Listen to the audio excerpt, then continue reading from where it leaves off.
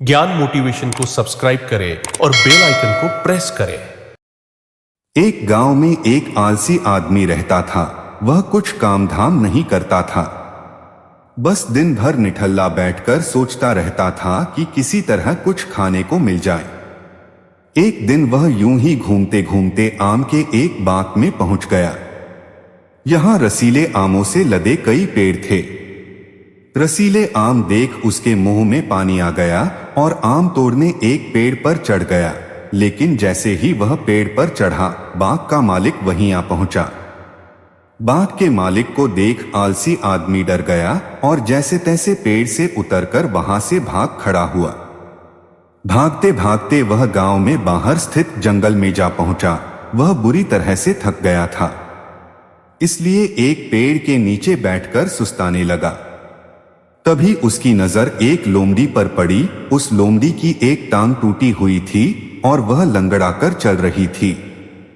लोमड़ी को देख आलसी आदमी सोचने लगा कि ऐसी हालत में इस जंगली जानवरों से भरे जंगल में ये लोमड़ी बच कैसे गई, इसका अब तक शिकार कैसे नहीं हुआ। जिज्ञासा में वह एक पेड़ पर चढ़ गया और वहां बैठकर देखने लगा कि अब इस लोमड़ी के साथ आगे क्या होगा। कुछ ही पल बीते थे कि पूरा जंगल शेर की भयंकर दहाड़ से गूंज उठा, जिसे सुनकर सारे जानवर डरकर भागने लगे। लेकिन लोमड़ी अपनी टूटी टांग के साथ भाग नहीं सकती थी, वह वही खड़ी रही। शेर लोमड़ी के पास आने लगा। आलसी आदमी ने सोचा कि अब शेर लोमड़ी को मारकर खा जाएगा, लेकिन आगे जो हुआ वह कुछ अजीब था। शेर लोमड़ी के पास पहुंचकर खड़ा हो गया। उसके मुंह में मांस का एक टुकड़ा था, जिसे उसने लोमड़ी के सामने गिरा दिया। लोमड़ी इत्मीनान से मांस के उस टुकड़े को खाने लगी। थोड़ी देर बाद शेर वहां से चला गया। यह घटना देख आलसी आदमी सोचने लगा कि भगवान सच में सर्वसर्वा है। उसने धरती के समस्त प्राणियों के लिए, चाहे वह जानवर हो या इंसान, खाने पीने का प्रबंध कर रखा है। वह अपने घर लौट आया। घर आकर वह बिस्तर पर लेटकर प्रतीक्षा करने लगा कि जैसे भगवान ने शेर के द्वारा लोमड़ी के लिए भोजन भिजवाया था, वैसे ही उसके लिए भी कोई न कोई खाने पीने का सामान ले आएगा।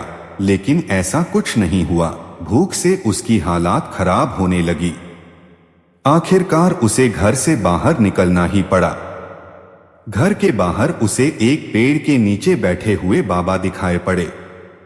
वह उनके पास गया और जंगल का सारा वृत्तांत सुनाते हुए वह बोला, बाबा जी, भगवान मेरे साथ ऐसा क्यों कर रहे हैं?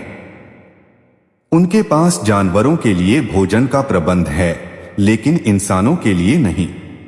बाबा जी, भगवान मेरे साथ ऐसा क्यों कर रहे हैं?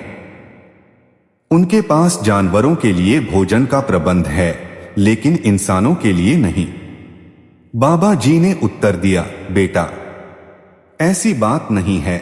भगवान के पास सारे प्रबंध हैं, दूसरों की तरह तुम्हारे लिए भी, लेकिन बात यह है कि वे तुम्हें लोमड़ी नहीं शेर बनाना चाहते हैं। कहानी में निहित शिक्षा। हम सबके भीतर क्षमताओं का असीम भंडार है, बस अपनी अज्ञानतावश हम उन्हें पहचान नहीं पाते और स्वयं को कमतर समझकर दूसरों की सहायता की प्रतीक्षा करते रहते हैं। स्वयं की क्षमता पहचानिए, दूसरों की सहायता की प्रतीक्षा मत करिए। इतने सक्षम बनिए कि आप दूसरों की सहायता कर सकें।